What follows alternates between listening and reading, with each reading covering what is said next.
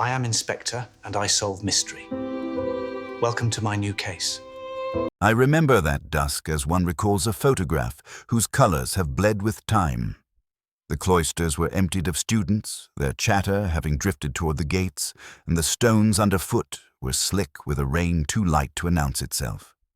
I had left a lecture on Greek tragedy, the sort of talk that ends in a gentle silence rather than applause.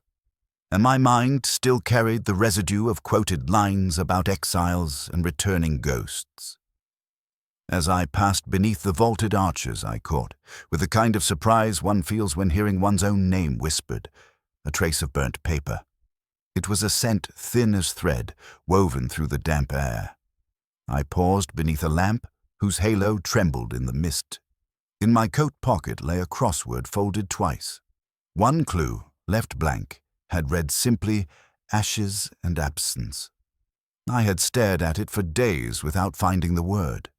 Now, inhaling that acrid memory of fire, I felt the edges of an answer pressing faintly at my mind, though not yet revealing itself. I have long believed deduction begins as a scent before it becomes a thought.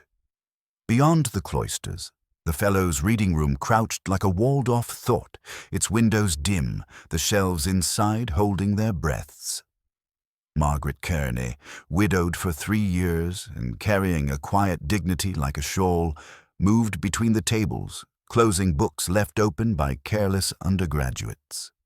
She brushed a wisp of ash from a lectern, though no fire had burned there for weeks. She told me once she hated the smell of smoke. Her husband had died with a pipe in his hand. I stood outside the old iron door, hearing her movements softened by oak and air. The handle was warm from many hands. I almost entered, but instead turned toward the garden where the air seemed clearer. The college at that hour felt like a sealed vessel whose past could not escape, its alleys and staircases bending back upon themselves. Somewhere a bell chimed a quarter hour too late. Someone had forgotten to wind it, or perhaps remembered and chosen not to. Rain began in earnest, pattering on my hat. I walked the perimeter of the quad, reading plaques whose names had faded into anonymity. Margaret would be locking the reading room soon.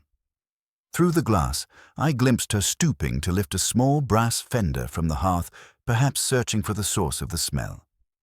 She straightened, held the fender a moment as though weighing a thought, then set it down. Crossing to the far arch, I tried again at the clue, whispering possible answers under my breath. Relic, ember, shade. None fitted. My pen had left a faint indentation of a different word attempted earlier, absentia, and I ran a thumb over it, feeling how even guesses leave their trace. A student hurried past with a bicycle, its chain clattering like loose coins. He glanced at me with the reflexive politeness of youth and vanished down Cat Street. For a moment, I envied him his unformed past, his future still an unlit room. Then the smell reached me again, sharper now, and I turned back toward the reading room. Margaret was at the door, key in hand. She spoke my name without question, her voice like pages turning. "You smell it too," she said, though she did not wait for me to answer. She stepped out, locking the door behind her, and for an instant her expression betrayed a flicker of unease. We both looked toward the dark fireplace visible through the window. It held only a scatter of cold ash, no ember, yet the scent clung like a half-remembered story. We parted without further words. I walked on, the crossword folded once more, the clue unsolved but now companioned by something larger than a puzzle. The wind off the river carried the aroma away, yet I knew it would remain in me, persistent as a footnote. Later I would think of that evening as the true beginning, though nothing then seemed to begin. The college walls shone with rain, the lamps guttered, and in my head the missing word smoldered quietly, waiting. It was the following afternoon when the college began to smell of paper rather than stone. Rain had washed the quadrangle into a mirror, and I was crossing it under a low umbrella when Lewis telephoned with a message from Strange. Some minor errand, he had said, a formality concerning a license for an old college car park. I had no wish to go, but found myself at the bursar's staircase nonetheless. The steps slick, my own reflection wavered in the wet treads. Inside, the corridor held the usual hush of administration, the whisper of pens, the rustle of envelopes whose contents alter lives without ever being seen by the sender. The bursar, Mr. Heaney, was not a man given to disturbance, yet his hand trembled minutely over a single sheet of cream paper as though it were an insect poised to move. He had received it an hour earlier. No signature, no address, only 2 lines. The fire extinguished, the matter concealed. The handwriting sloped like a hillside and stopped abruptly as if cut by a blade. Heaney glanced up as I entered, not expecting me.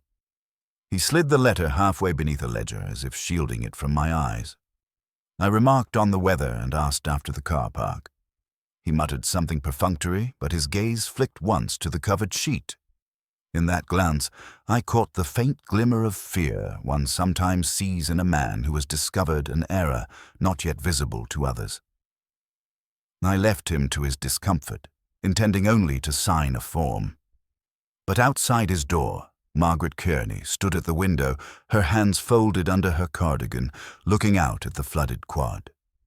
She greeted me softly, though her eyes did not shift from the glass. "He showed me something," she said, more to herself than to me. I thought it better not to answer. The stone floor beneath us smelt faintly of old smoke, or perhaps my memory added it. Later, in the senior common room, Stephen Laird sat with his chair tipped slightly back, balancing a book of Catullus on one knee. He was younger than most fellows and carried that youth like a weapon. When Margaret entered, he straightened, closing the book without a sound. Their exchange was low, syllables coiled. She spoke of a letter, of something needing to be kept quiet, her voice not quite a whisper but the sound of paper folded twice. He responded with a brief shake of the head, a word in Latin that I only half heard, occultare, to hide, to cover over. I had paused in the doorway to ask for directions to the bursar's filing cabinet, but found myself listening instead, the way one listens to a wireless in another room. Laird's hand traced the edge of the table, a nervous movement disguised as ease. Margaret's eyes flickered toward me once, then away, as though acknowledging but not inviting my presence. There was, on a sideboard, a tray of coffee cups, one turned upside down. A tiny black ring marred the polished wood beneath it, a burn mark older than the tray itself. Some trivial domestic detail, yet I found myself noting it. I have learned that such stains often mirror the invisible marks in a story. Strange's errand proved indeed minor. He telephoned again, apologizing for dragging me there at all. But I remained a little while longer, wandering the staircases of that college whose name I shall not speak. On one landing, a notice board displayed an old fire drill poster. Someone had underlined with pencil the phrase report, any extinguished fires. I stood looking at it longer than necessary, feeling the word extinguished lodge itself beside the unsolved crossword clue still folded in my coat pocket. When I finally stepped back into the rain, the quadrangle had deepened to a pond of reflections. Margaret and Laird were no longer at the window. The bursar's office lamp burned faintly behind drawn curtains. In my hand, the umbrella trembled with a gust, and for an instant I imagined a letter held to a flame, its words rising in smoke, its secret falling as ash before reaching the hearth. Some things, I thought, wished to be burned but survive instead, leaving only their smell. It was still more night than morning when Lewis called me from the college lodge. His voice carried that muted insistence of a man trying not to disturb a sleeping household. "Something about the garden," he said. "You should see it." I left my flat without finishing the coffee. The crossword folded into my coat pocket like a sealed confession. The streets were glazed with mist, the lamps haloed and shrinking, and Oxford felt reduced to its bones. The Fellows' garden lay behind a high brick wall whose ivy sagged like wet cloth. I had walked it often in daylight, a place meant for retired minds and their quiet strolls, but at that hour it resembled an emptied stage. Lewis met me by the gate. "Locked from inside," he said, holding up the heavy key that should have been on the porter's ring. We had to climb the wall. I did not ask how he had managed. The mud on his trousers told me enough. Inside, the garden's paths were slick with dew. A robin hopped near the sundial as though nothing had changed. Jacob Fielding lay at the foot of a weathered bench, his cap beside him, his mug of tea overturned so that a thin brown stain ran into the gravel. No wound, no sign of struggle. Only his fingertips reddened and faintly blistered, as though he had touched a stove and then withdrawn too late. His expression not of pain, but of someone who has glimpsed a mistake arriving and cannot call it back. I crouched, the mist dampening my knees, and let my eyes wander rather than fix. The fireplace at the edge of the lawn, ornamental, never used, held no ash, though a faint scorch marked its grate. The smell of smoke was absent too, yet something of it hovered in my memory, a ghost scent from the previous evening. Lewis was speaking about calling the doctor, about witnesses. I caught only fragments. My gaze had moved to a line of footprints on the gravel path. They ended near the sundial and began nowhere. Perhaps wiped, perhaps made long before dawn.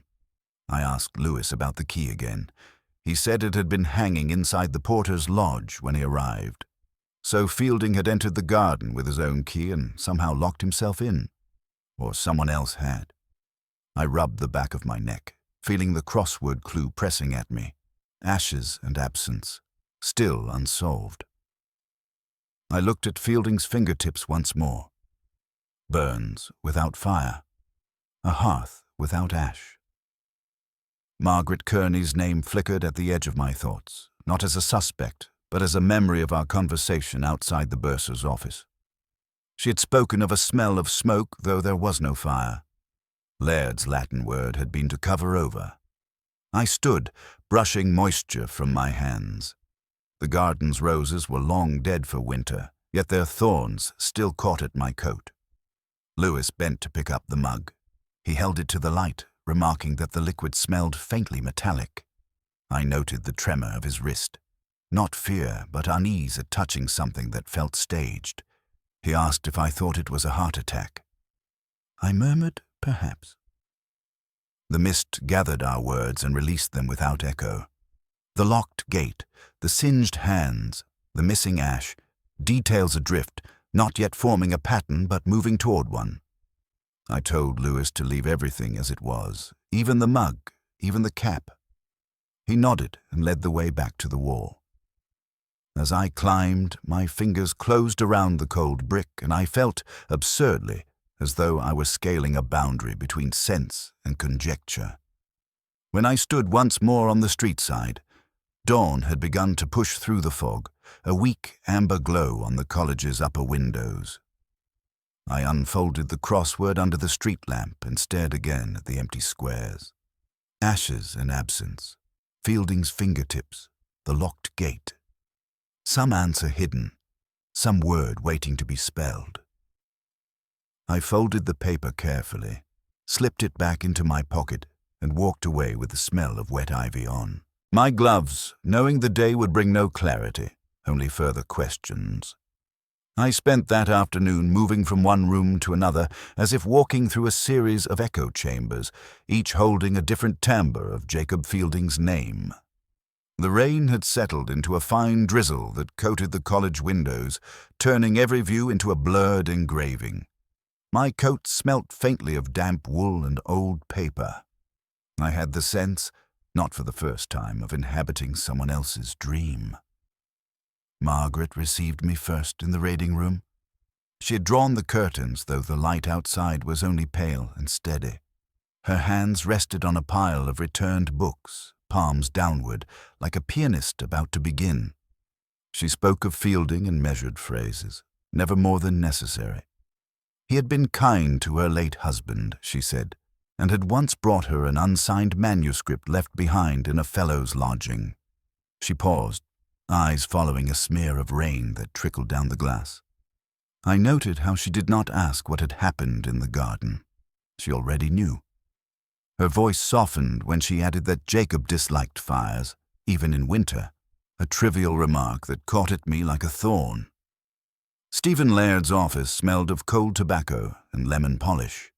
He leaned against the mantel, a casual posture rehearsed often. Brilliant, yes. Evasive, certainly. He spoke of Fielding as one speaks of an old porter whose presence had been inevitable, almost architectural. He denied any knowledge of manuscripts, but his fingers betrayed a nervous habit, tracing the edge of a small book of Horace that lay on his desk, the same edition I had glimpsed in the common room days before. When I remarked on the book, he smiled faintly, as if sharing a private joke, and replied in Latin, "Non omnis moria." Not all of me shall die. The phrase stayed with me, its tone too pointed for coincidence. Dr. Helen March met me in her set of rooms overlooking the garden, their windows beaded with rain. She was the college's first female fellow, and she wore her reserve like an inherited garment. Her manner suggested a lifetime of correcting other people's mistakes with quiet patience. She claimed only a passing acquaintance with Fielding, yet when I asked about a lost manuscript, she tilted her head as though listening to a sound beyond the room. She had once chaired the committee that oversaw the archives. A brief tightening of her mouth when I mentioned Margaret told me more than her words. The poet Charles Denning, by contrast, greeted me with a smile frayed at the edges. His grace and favor room smelled of port and dust. Books lay open on the floor in loose constellations, pages yellowed like old letters. He spoke of Fielding with a kind of indulgent affection. Jacob had helped him find a missing notebook years ago, he said, a small kindness easily forgotten, but not by him. Denning poured himself a measure of sherry and offered me none. On the mantel stood a framed photograph of the college garden in summer. In the lower corner, a faint grey smudge marked what might once have been a fire basket. He caught me looking and said, absent-mindedly, that the garden had always been a place of secrets. Each room had its own temperature of silence, its own scent, its own version of Fielding. Walking back through the corridor, I could hear my steps echo under the wooden beams. The floorboards creaked softly, as though noting my passage. In my pocket, the crossword still waited. Ashes and absence.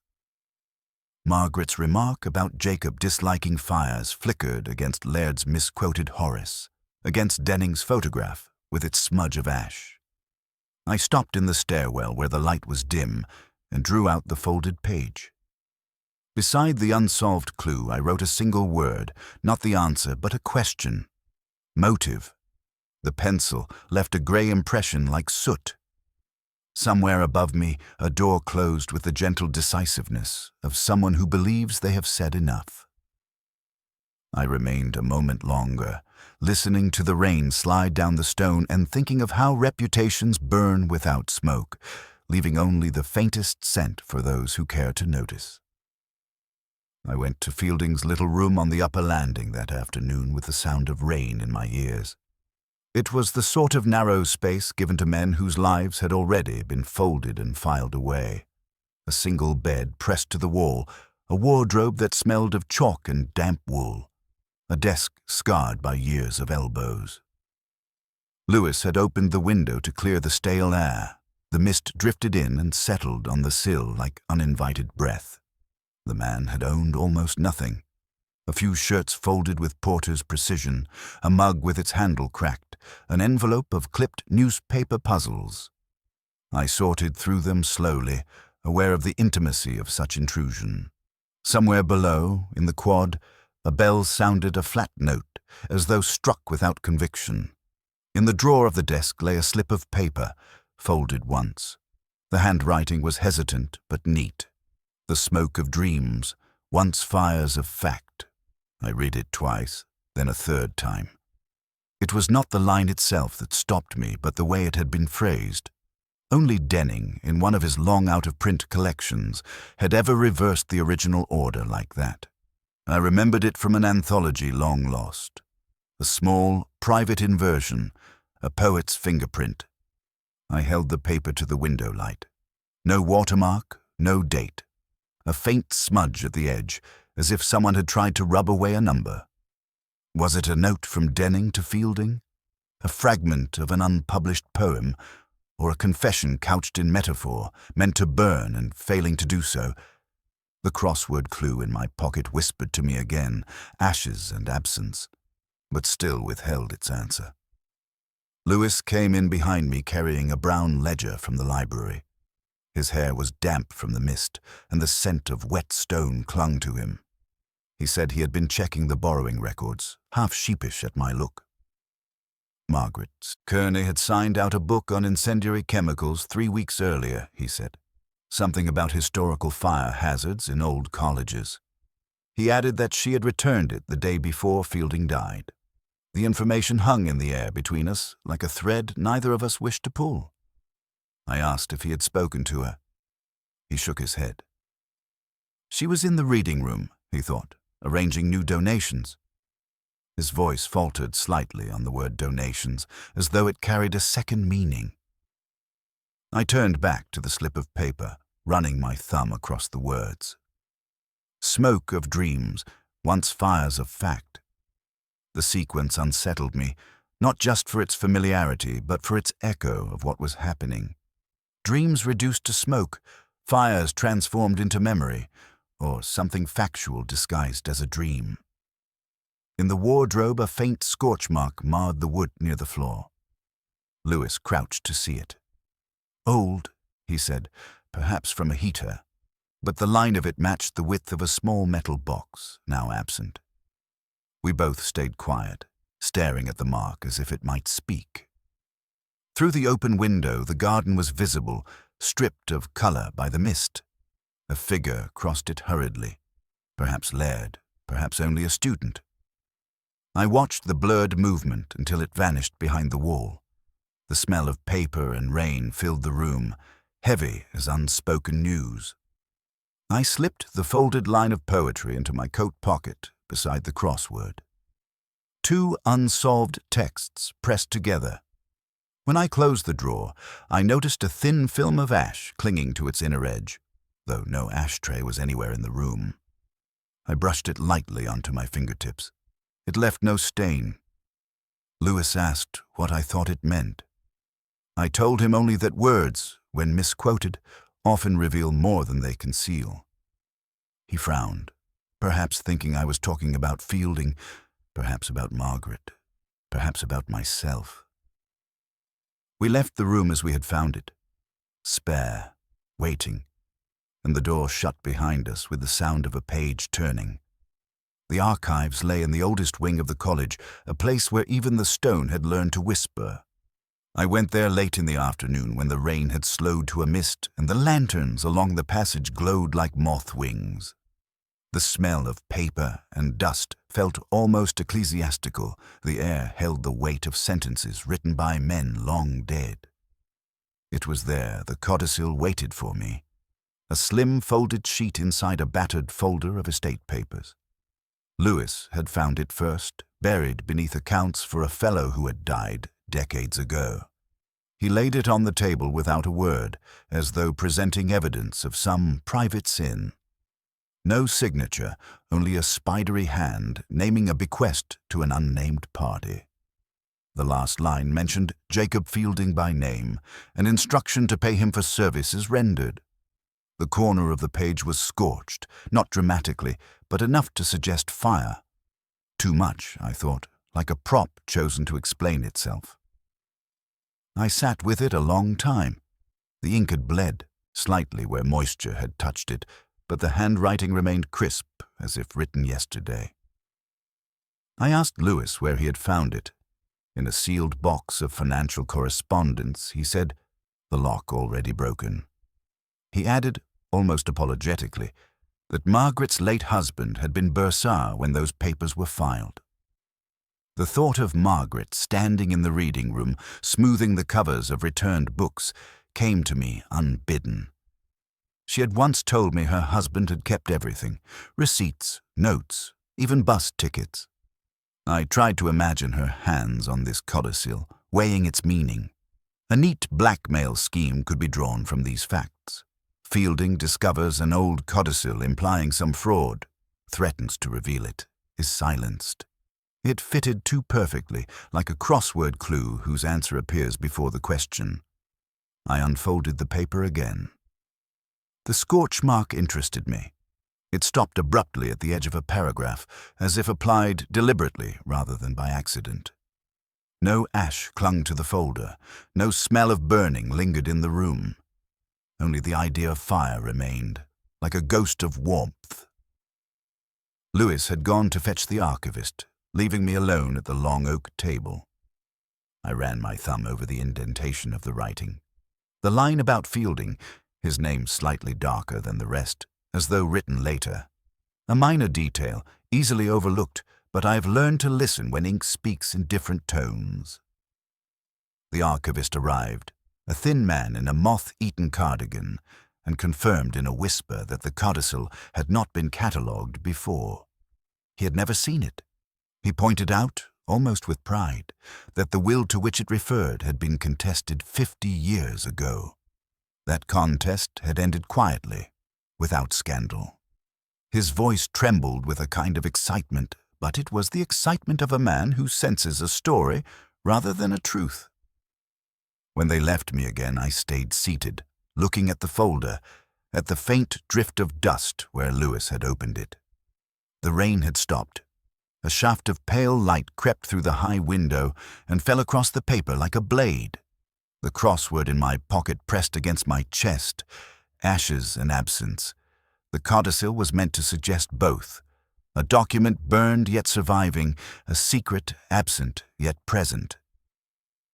I folded it carefully, slid it back into the folder, and wrote nothing in my notebook. Sometimes the neatest clues are only nets thrown to catch the impatient.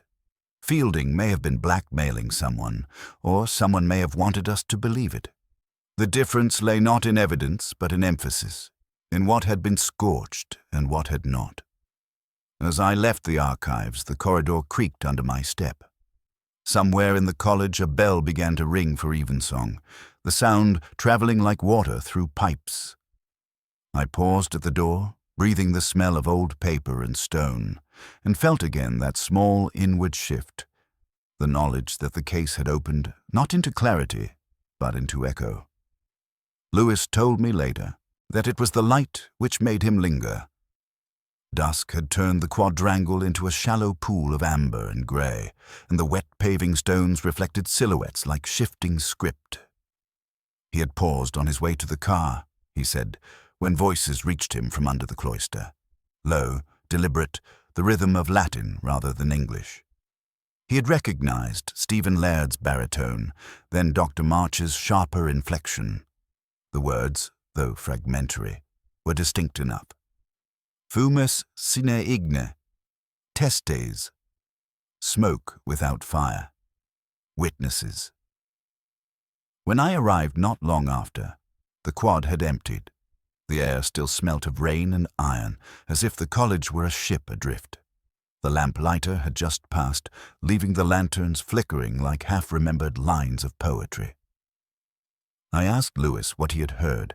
He described their posture, Laird leaning slightly in, his hand closing on the stone pillar, March holding her scarf close, eyes scanning the perimeter. Not the body language of friends conferring, he said. Something more surgical. We walked together beneath the arch, our steps muffled by the damp. At the far end, the stair to Laird's rooms rose in a gentle curve. I climbed alone, Lewis remaining below as though to mark the boundary. The corridor above smelled faintly of extinguished candles. Laird's door was closed. No sound within. I ran a finger along the sill of the nearest window, and it came away with a dark smudge. Not dust, but something finer, brittle between my fingertips. A scorch mark traced the stone like a line of faded ink. Inside his office, beyond the door, I imagined the same Book of Horace on the mantel, the same careful disarray. I thought of the old newspaper clipping in my file. A laboratory fire at another college 20 years earlier, Laird, then a junior lecturer. A minor scandal, no charges, a brief note about mishandled combustibles. Yet the timing never aligned with the later rumors. He had been in Italy at the time, presenting a paper on Lucretius, or so he had claimed. I stood at the window a long while, the smudge of ash dissolving against my skin. From here the garden was visible, the bench where Fielding had died no more than a pale blur. The lanterns below cast fractured light onto March's window across the quad. I thought of Lewis's phrase surgical, March cutting, Laird defending, smoke without fire, witnesses. Down in the quad, Lewis shifted his weight from one foot to the other. He asked quietly if I believed they were plotting. I said only that Latin can be a refuge for people who prefer their meaning concealed. He nodded, glancing toward the gate as if expecting someone to emerge. I found myself recalling Denning's misquoted poem, the slip of paper from Fielding's drawer. Smoke of dreams, once fires of fact. The echo in Laird's phrase unsettled me. Did he borrow Denning's words, or had Denning borrowed his? I tried to picture the two men in conversation, one charming, one faded, a lost manuscript, between them like contraband. A gust of wind rattled the window. I let the smudge fall from my fingers to the sill. The crossword in my pocket pressed against my chest, ashes and absence. Still blank. Yet now the clue began to flicker, not as an answer, but as an alignment of images, burned fingertips, scorched paper, Latin whispered under cloisters. We left the stairway as we had found it, the echo of our steps swallowed by stone. Night had fallen more fully, and the quadrangle's reflections had thickened to black glass. Across the lawn, a solitary cat moved like ink spilled from a pen. Lewis muttered that he felt watched. I told him sometimes the watcher is only one's own unease. As we reached the gate, I glanced back at Laird's window. No light, only the faint shadow of the scorch mark like a signature refused. The air tasted of rain and something else, a memory of burnt paper that may never have existed. I thought then, though I said nothing, that the case had stopped being about who did what and begun to be about who wished to be seen doing nothing. Margaret waited for me in the reading room as though she had been placed there by some unseen hand. The curtains were drawn against the drizzle, and the lamps cast their muted circles of light onto the tables. She stood by the window, a book of Horace open but unread, her fingers resting lightly on the page. When I approached, she did not greet me. She simply slid a folded sheet across the polished wood. Her hand trembled once, then steadied itself. She said she had found it wedged inside the book that very morning, a slip of paper whose edges were browned as though scorched by a candle. She had hesitated, she admitted, but decided I should see it. Her voice was a line drawn thinly between duty and fear. I unfolded the sheet. The handwriting was small, deliberate, more careful than Fielding's had been. At first it looked like a diary fragment, a string of half-thoughts, but each line began with a letter that, when read downward, spelled a single phrase: Ash Gate. The word caught in me. I knew the college's layout as one knows the face of an old adversary. There was indeed a servants' gate hidden behind the kitchen chimney stacks, long since bricked over on the outside but left with its iron hinges inside, a relic of older times. Few now remembered it. Margaret watched me as I read. She said nothing more.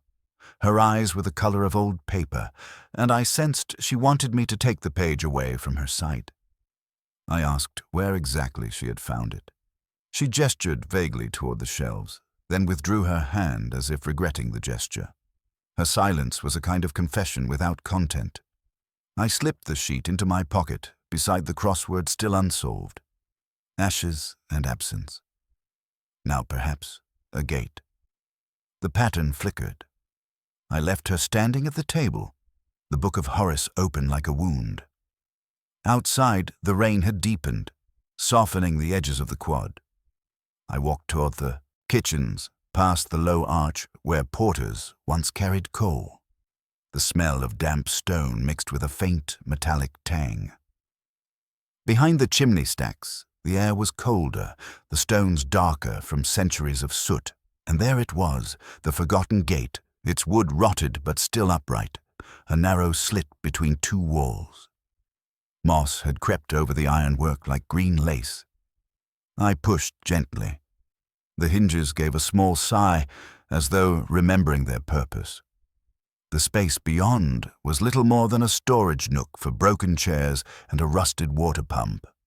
Yet the floor showed signs of disturbance, a patch where ash had been swept into a corner, a scatter of charred paper like black leaves. I crouched, brushing the fragments aside until one piece resisted my fingers.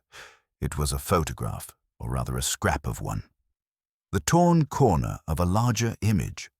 The surface bubbled and darkened where flame had licked it, but the edge remained intact.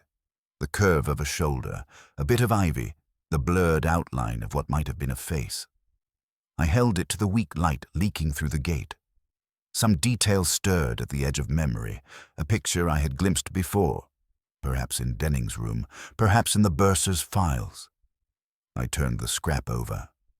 Nothing written, only the paper's brittle stiffness. The smell of burnt cellulose clung to my fingers. I realized with a small inward jolt that the scorch mark on Laird's windowsill matched the size of this scrap. Not proof, only echo. Rain dripped from the chimney into a tin bucket, the sound irregular, like a clock with a failing spring. I stayed crouched a moment longer, feeling the cold stone against my knees, the damp seeping through my coat. The crossword clue pulsed again in my mind. Ashes and absence. A gate long forgotten, a photograph nearly erased. I slid the scrap into my coat beside the diary page. 2 fragments pressed together, each incomplete, each refusing its full story. As I stood, the iron hinges creaked once more, closing off the little space behind me. In the misted quad beyond, the lamps had begun to glow like submerged stars. I walked back across the stones without looking up at the windows. Some things prefer to be found in the margins, not in the center. Night had settled by the time I reached my flat. The stairwell smelled of damp plaster and stale tobacco, and the hall bulb flickered with an arthritic pulse. I hung my coat over the back of a chair and left my shoes at the door as though entering a chapel. On the small table by the window waited the letter, still folded in its envelope, patient as a verdict. I poured a glass of claret without ceremony. The wine's color caught what little light remained, a muted crimson that darkened toward black at the base. Outside the panes, the city's roofs were misted over, the chimneys giving off no smoke. A clock somewhere struck 9 with a tired clang. I sat, the letter before me, and let the room fall into its habitual silence. It had been days since it arrived at the bursar's office, yet I had only skimmed it until now. The paper was thick but soft, as though handled too often. I unfolded it carefully. The handwriting sloped like a lean hillside. The fire extinguished, the matter concealed. That was the line which had clung to me. But now, reading more slowly, another phrase caught at my attention. The pronoun had shifted. What had been written as I in the opening sentence became we by the second. We know, we cannot, we have. I had not seen it before, or had refused to. I took a slow sip of the claret. Its taste was dry and mineral, like something drawn from stone. If there was a we, then there was more than one hand at work, or one hand pretending at plurality. Either way, the letter ceased to be a single voice. It became a chorus, real or feigned, designed to implicate someone absent from the page. I set the glass down and spread the letter beside my notebook. The faint mark of ash on my thumb from the coded diary page still lingered. I thought of Denning's misquoted poem, The smoke of dreams, once fires of fact. The inversion nagged at me. Who had taught it to Fielding? Denning had used it only once, in a privately printed pamphlet, yet the phrasing had echoed through the college like a refrain. Margaret's face rose before me, her hands smoothing the book of Horace, her voice carrying that tremor when she handed me the diary slip. Not fear of discovery, but of recognition. I remembered her telling me Jacob disliked fires, an unnecessary detail that had felt like a confession without substance. I ran a finger along the margin of the letter, a faint indentation where a pen had paused before writing a name. Under the desk lamp, the fibers of the paper caught the light like threads of spider silk. The letter had no watermark, but smelled faintly of cedar. College stationery? Perhaps. But which hand? I rose, carrying the glass to the window. The city below glimmered like a scattered constellation. A man in a raincoat crossed the street, his umbrella tilted against an invisible wind. The crossword lay folded in my coat pocket, still unanswered. Ashes and absence. The clue pulsed with the same rhythm as the pronoun shift. Something gone, something plural. I thought of Laird and March beneath the cloister, whispering their Latin. Smoke without fire, witnesses. Of Denning's photograph with its smudge of ash. Of Margaret's husband, once bursar, filing away codicils. A web of details that refused to arrange themselves, yet hummed with hidden order. Back at the table, I turned the letter over. No writing, only the faint impression of another sheet once pressed atop it, as if a list had been written elsewhere. I held it to the light. No watermark, no crest, only the blankness of paper carrying an echo of its twin. I folded it slowly, aligning the edges with care, and slipped it back into its envelope. The claret was nearly finished, the glass leaving a dark ring on the wood. Outside, the mist had thickened, erasing the city's outlines. In the hush of the room I heard my own breathing, and beneath it the whisper of a word not yet found. The case had begun to speak in plural pronouns, but only in a voice of absence. I remember that evening as one remembers the interior of a locked room, not the furniture, but the hush between objects. By then, the threads had begun to tighten. Each name, each clue, each faint scorch mark had aligned into a pattern I could walk through with my eyes closed. Yet walking it and speaking it aloud were different tasks. The college lay under a sky the color of pewter. I crossed the quadrangle slowly, its stones still wet from an afternoon shower, carrying with me the diary page, the photograph scrap, the letter whose pronouns shifted like mist.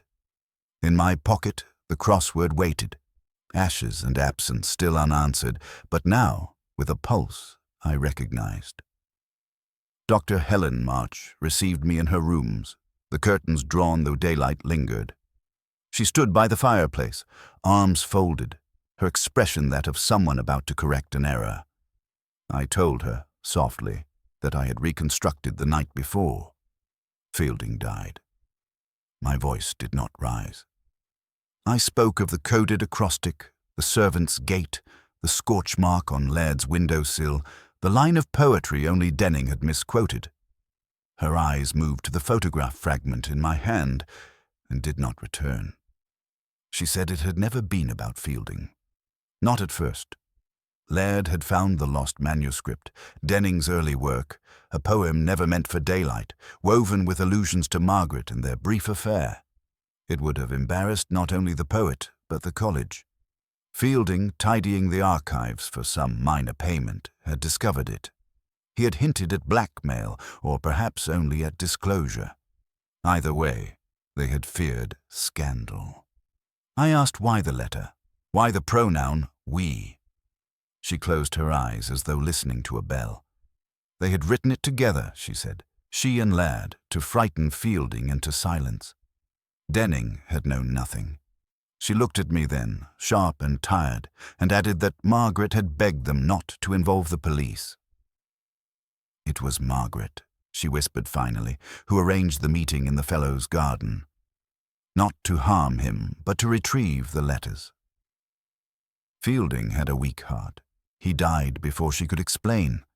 She burned what she could at the old servant's gate, scattering the ash, but some scraps clung to her hands. She had not told them, she said. She had tried to protect Denning, even as he had long ceased to need protecting. Her voice fell away. The rain began again, a soft ticking at the window. I watched a single drop slide down the glass, leaving a thin line like ink on blotting paper. I did not accuse her of anything. I did not absolve her either. I asked one last question, almost idly, about the misquoted line. She said Denning had read it aloud once at a dinner years ago, reversing his own words as a joke. Margaret had repeated it ever since. Fielding must have heard her. The detail clicked faintly into place. Not the answer, but the rhythm of an answer. I left her standing by the fireplace, the curtains still drawn. Outside, the quadrangle had deepened into a mirror of black water. I walked toward the garden, but stopped at the arch, sensing that nothing waited for me there but echoes. The crossword in my pocket pressed against my heart. Ashes and absence. Smoke without fire. The clue still blank, yet the meaning clear enough to live with. Back in my flat later, I poured a small whiskey, not claret, and unfolded the puzzle. I wrote no letters, only drew a single line through the empty squares, as though crossing out a path never taken. Some cases end not with a word, but with a pause. The library had taken on its evening hush, a soundless tide rising between the stacks. Lamps cast their low halos across the long tables, and the smell of paper and polish mingled with the faint dampness drifting in from the cloisters. I had asked Margaret to meet me there, but when I entered, she was already waiting, standing by the window with her hands clasped, as though she had been rehearsing a prayer she could no longer remember. She spoke before I could. Her voice was soft and steady, the voice of someone who has already crossed the threshold of consequence. She said she had not meant harm. She had meant only to retrieve what she feared would destroy Denning's name and, through him, the college's fragile dignity. Her words moved without haste, like a river under ice. I walked closer, my shoes silent on the worn rug. She told me how Fielding had found the manuscript, how he had hinted at exposure, how she had begged Laird and March to leave Denning untouched. She alone had lured Fielding to the garden, believing she could persuade him to hand over the letters quietly. His heart had betrayed him before she could speak. She had burned what she could at the old servant's gate, scattering the remnants into the wet leaves. She had thought the fire would erase the past. It had only left its smell. I listened without interruption. Outside, the rain ticked softly on the leaded glass. Her hands trembled once as she reached into her coat pocket. From it, she drew the last charred fragment of the photograph. The missing corner I had found the other half of days before. She placed it into my palm. The paper was brittle and cold, yet its blackened edge carried a faint warmth of memory. I asked her nothing. Questions had become irrelevant. The facts lay like stones in a pattern already known. She continued speaking, but now it was less confession than elegy. Of Denning's old kindnesses, of her late husband's scrupulous record-keeping, of Fielding's quiet service. Each name was offered as a bead on a broken string. I turned the photograph in my hand. The torn edge aligned with the piece in my coat pocket. Together, they formed an image of the fellow's garden in summer. Denning seated on the bench, Margaret beside him, a younger Fielding standing behind. A candid moment, private and unposed. She watched me see it and lowered her eyes. I noticed then a detail I'd missed before. In the photograph, near the gate's shadow, a small metal box resting on the grass.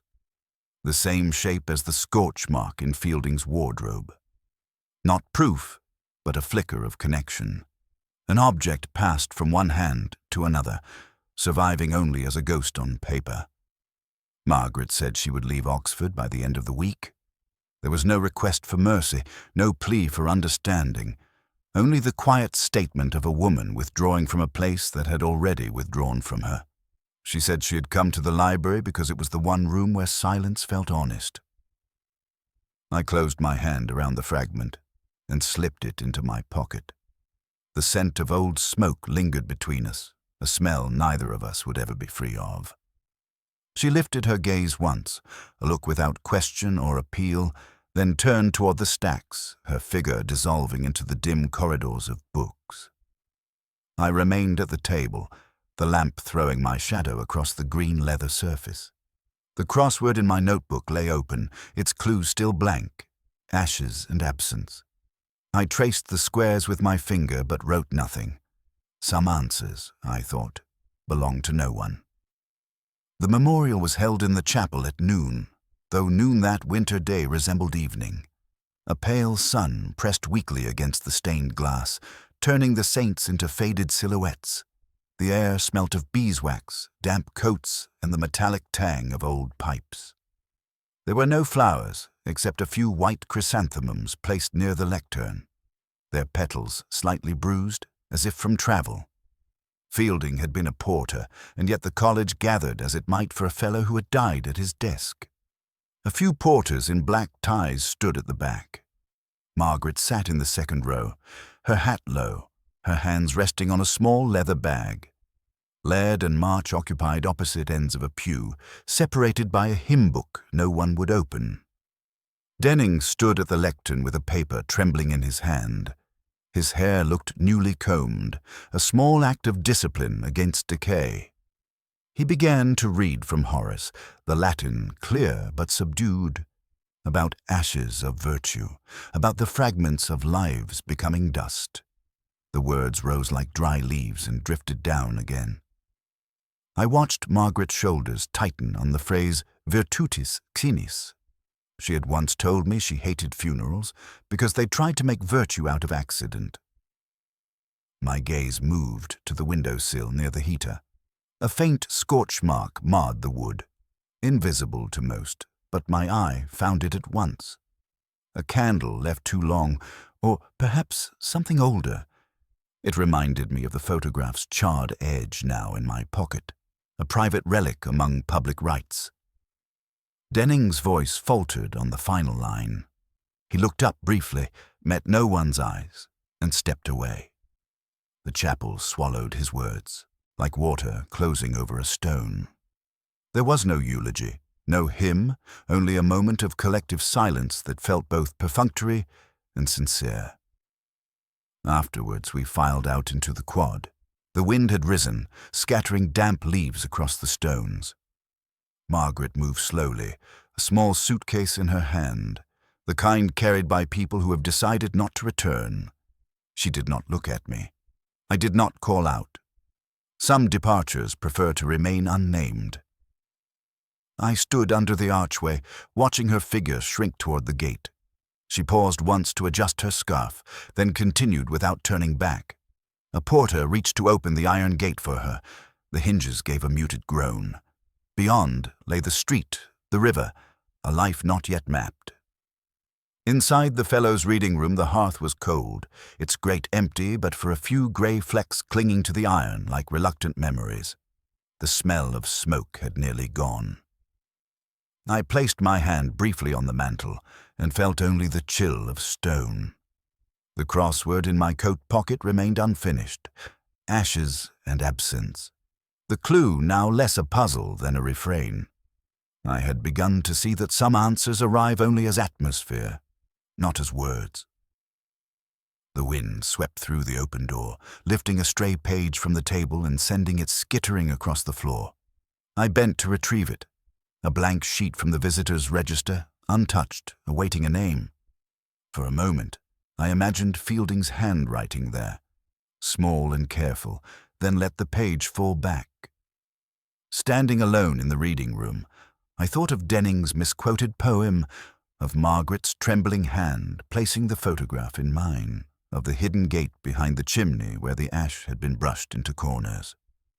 Each fragment lay now in its box, sealed but not silent. I turned off the lamp leaving the room to its own dimness. Outside, the winter air smelled of nothing, yet I fancied a thin ribbon of smoke rising where none was, the last ember of a fire, invisible but still alive somewhere, smouldering in the mind long after the smoke has gone.